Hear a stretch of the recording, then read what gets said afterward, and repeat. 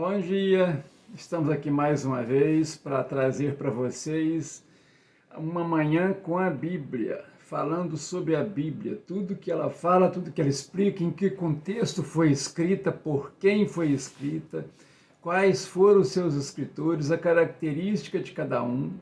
E assim eu pretendo levar para vocês o manual da nossa vida, que é a Bíblia. Como nós devemos viver, E hoje a gente começa no segundo evangelho, o evangelho de Marcos. Hoje, 26 de março de 2026, 6 horas e 35 minutos. Que Deus abençoe vocês, que Deus abençoe nosso dia. Uma oração para iniciar. Ó Deus, nosso querido Pai, nosso Salvador, nos ajude, ó Deus, nos dê, ó Deus, discernimento para entender a Tua palavra, ó Deus, humildade para poder segui-la, para poder compreendê-la e levá-la para as outras pessoas, ó Deus. Em nome de Jesus nós pedimos. Obrigado por tudo. Em nome de Jesus nós agradecemos plenamente pela nossa vida, pela nossa saúde, pelo nosso trabalho. É que pedimos em nome de Jesus. Amém. Bom, pessoal, vamos aqui. O Evangelho de Marcos. Marcos não era apóstolo, não era discípulo de Jesus, mas como ele era filho de Maria que cedia a casa dela para a reunião dos apóstolos, discípulos, e ele se converteu e começou a seguir Paulo, fez a primeira viagem com Paulo. Só que, quando começam a fazer a segunda viagem, ele desiste da viagem, não vai. Com isso, Paulo substitui por Silas e não deixa que ele vá também na terceira viagem. O que acontece com Marcos? Ele volta para Jerusalém e começa a seguir Pedro. Pedro nas suas viagens, no início da igreja de Cristo, em Jerusalém. E começa a ouvir os discursos de Pedro, aqueles discursos que fazem a conversão de milhares de pessoas. A primeira 5.000, depois na reunião lá com o primeiro mártir da nossa era, né? Ele converte 5.000 pessoas de uma só vez. Com isso, Marcos acompanha e faz o evangelho dele baseado nos discursos de Pedro para o povo de Jerusalém. Naquela época o transporte era fácil, a vida era com a comunicação também, daí ele começa a fazer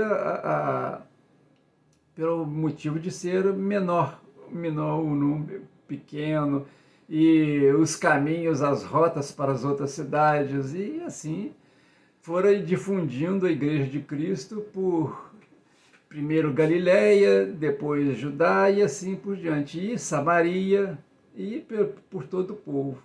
Então, mas inicialmente Marcos escreve para o povo de Jerusalém, povo cristão de Jerusalém. E o evangelho é aproveitado por todas as pessoas.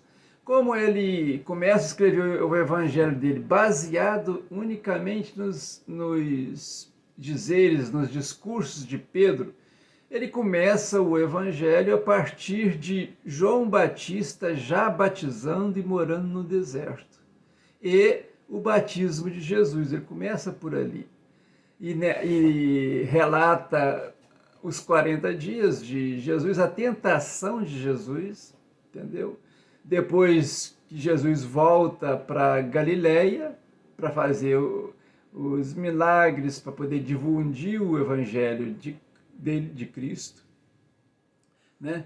E relata também a escolha dos 12 apóstolos, quando Jesus já estava com 5, escolhe os outros 7, isso no evangelho aqui de Marcos. E se você prestar atenção, eu já falei aqui, ele relata muito bem no capítulo 3, versículo 35, 31 a 35, a verdadeira família de Cristo, a verdadeira família. Porque Jesus estava pregando a palavra com uma multidão a seu redor E chega Maria, Tiago, Judas, os irmãos de Jesus, a irmã de Jesus, para falar com ele e manda avisá-lo. Eles avisam Jesus, sua família está aí, sua mãe, seu filho, seu irmão, sua irmã, seus irmãos, sua irmã. O que Jesus fala? A minha família são esses que estão aqui, estão me ouvindo, estão me seguindo. Esta é a minha família. E quem ouvir a palavra de Deus e segui-la, este será meu irmão, minha irmã e minha mãe. Então, nós podemos pertencer à família de Jesus desde que sigamos a palavra de Jesus, os seus ensinamentos, e que vivamos a palavra de Jesus como devemos viver, né? E Jesus volta para Nazaré, depois disso, fazendo os milagres em Nazaré. E o que aconteceu? Os irmãos, a família de Jesus, os primos de Jesus, o povo ali perguntava, mas esse não é o Nazareno, o filho do carpinteiro, que trabalhou aqui, viveu aqui, teve a vida dele aqui, como é que ele faz essas coisas, esses sinais? Aí Jesus próprio fala que o apóstolo, ele é bendito, ele é abençoado, menos na sua terra. O que nós falamos aqui, os dizeres, a frase que hoje nós falamos é o seguinte, que santo de casa não faz milagre. Isso aconteceu com Jesus, começa com Jesus. Isso no Evangelho de Marcos, capítulo 6, versículo 1 em diante. Né? E relata, depois disso, depois dessa verdadeira, dessa maravilhosa notícia que ele dá para todos nós, que Jesus dá para todos nós, ele relata a morte de João Batista. João Batista relata e fala que ele atravessou o mar da Galileia, foi para o outro lado, só que ele foi orar à noite. Então ele passou várias horas orando, falando com o Pai. Se Jesus, que é Deus, ora, fala com o Pai, o que dirá a nós, que somos nada perante Deus? Temos que orar, temos que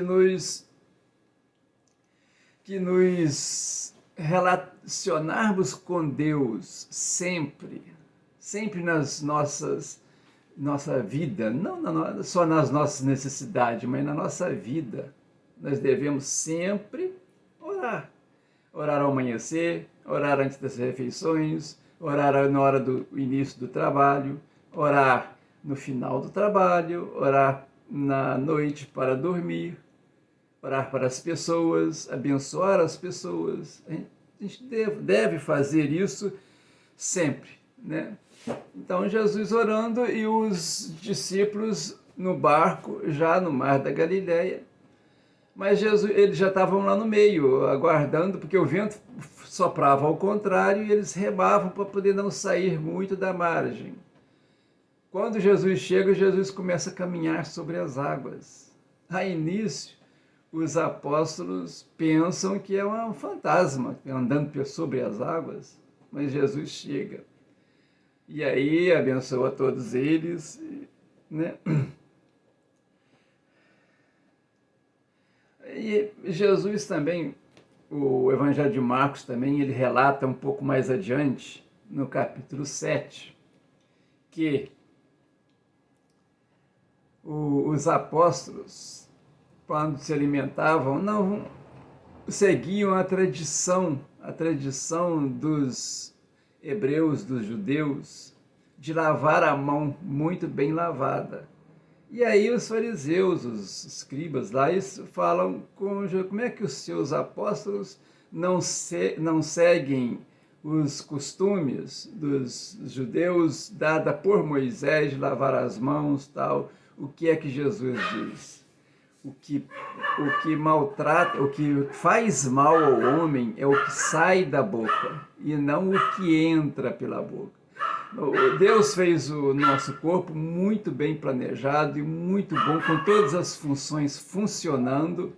Com isso, o estômago tem um ácido que, quando chega a qualquer bactéria ou coisa desse tipo no estômago, ele mata, ele limpa. A não ser produto químico veneno, isso não tem jeito, mas as sujeiras normais de um alimento, isso tudo. E outra coisa, vai para as fezes. O nosso organismo separa o que é essencial e o restante vai para as fezes e para a urina. Então, o que entra pela boca não faz mal. Agora, o que sai do coração, não sai do estômago, sai do coração. E se a pessoa tem maldade no coração, vai sair o mal pela boca. Vai falar das pessoas, vai fazer falso testemunho e assim por diante, muitas outras coisas.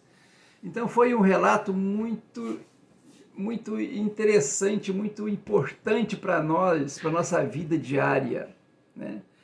E com isso as pessoas precisam ver a complexidade, a perfeição do nosso corpo, como é perfeito o nosso corpo. Por isso, mais adiante, vai dizer que a riqueza é muito difícil o rico entrar no reino dos céus.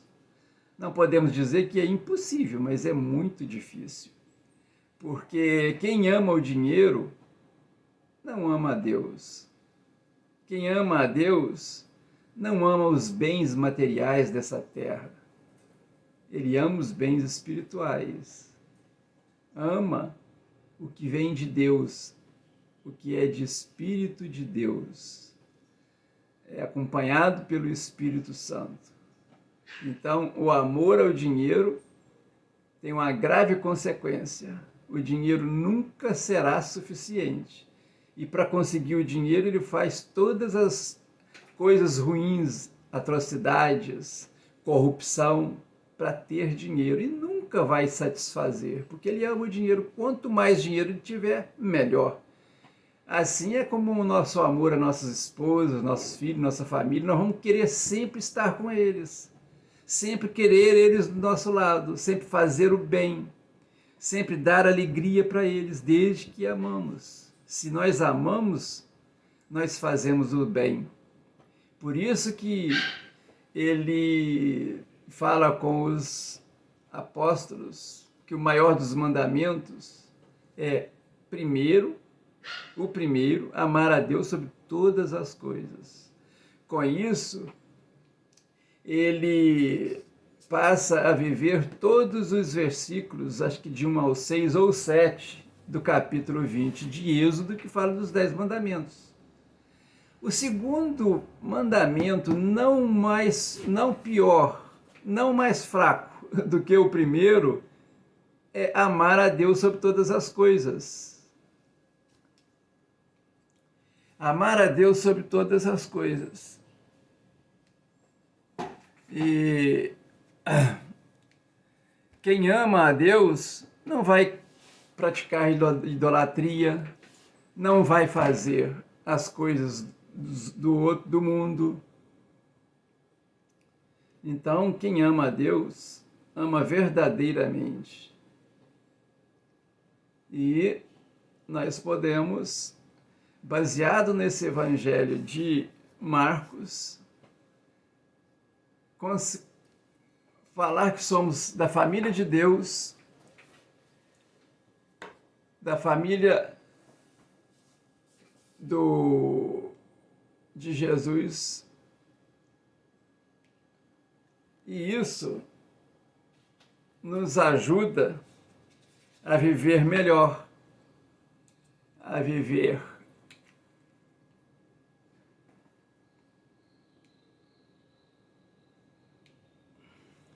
eu estou com um problema aqui no som, nos microfones. Eu acho que eu já dei o recado de hoje. Eu vou dar o meu bom dia a todos. Que Deus acompanhe a todos, Deus abençoe a todos, nos abençoe no nosso dia, no nosso trabalho. Nós te pedimos, ó Deus, em nome de Jesus, nos acompanhe nesse dia, nos cause, ó Deus, compreensão da tua palavra que nós te pedimos em nome de Jesus. Amém.